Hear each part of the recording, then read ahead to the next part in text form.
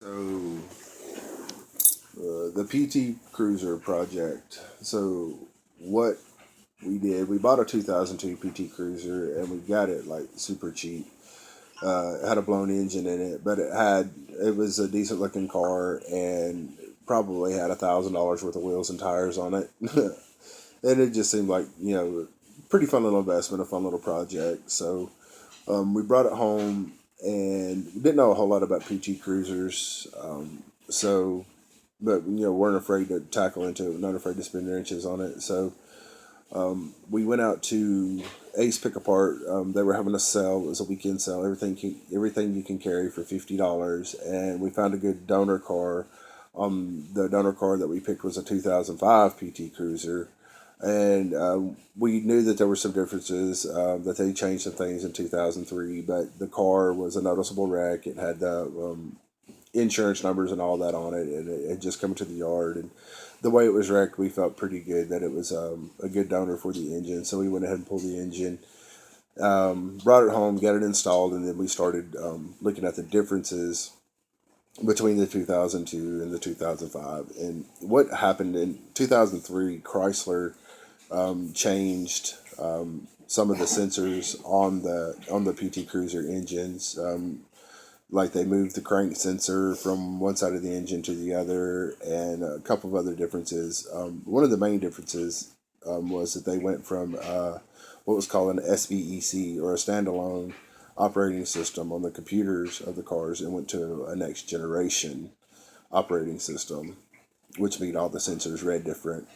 So started reading some forums to see how other people overcame it, and nobody really had a good solution as far as overcoming it. So we sat down and we talked about it, and what we decided to do was to go back to the salvage yard, Ace Pick Apart, and pull wiring harness. And we really went overboard. We pulled more than we had to. We pulled the complete harness from the cab, from the two front seats in the cab, all the way to the front bumper, and brought it home.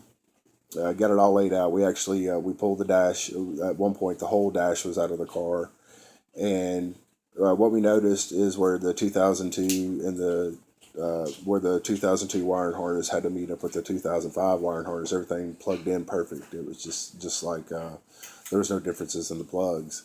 So it was basically just rewriting the new wiring harness where the old wiring harness used to be. And some of the another problem that we had overcome was that our donor car was an automatic and ours is a 5-speed. So I had to find a way to overcome the neutral safety switch on ours, and we were thinking that the computer that we pulled was bad, and we really got disenchanted with the whole project at one point. And over the past week, we were talking about actually getting rid of the car and going a different direction because we didn't have a whole lot of money tied up in it. So I woke up this morning with about 102 fever, feeling really bad. Today's my birthday. Woke up sick on my birthday.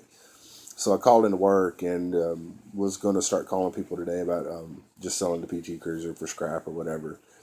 And decided one last time to go out there and see if I couldn't at least locate the problem with the neutral safety switch. So I went out there and routed everything back to the ignition, found the problem, overcame it, and as soon as I overcame that, hit the key and the car fired up.